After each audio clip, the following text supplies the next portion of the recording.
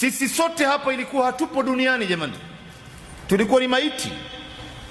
Mwenyezi Mungu ameyathibitisha haya akasema, kaifa takfuruna billahi wa kuntum amwatan fa ahyakum thumma yumitukum thumma yuhyikum thumma ilayhi turjaun.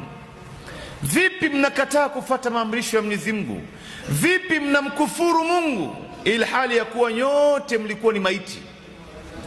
Sisi sote tulikuwa ni maiti mwanzo, kabla ya kupewa uhai ambaye tuko ndani yake mwanzo.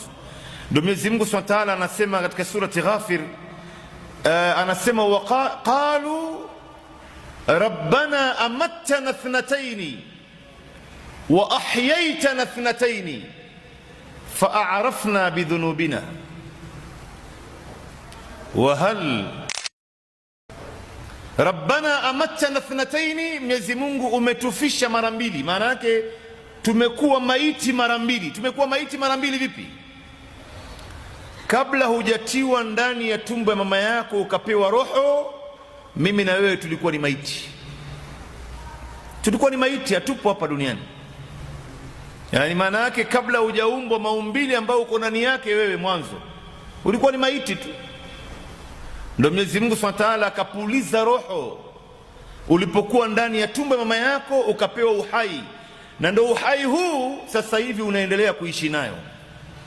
Kisha baadaye utakuja utakufa.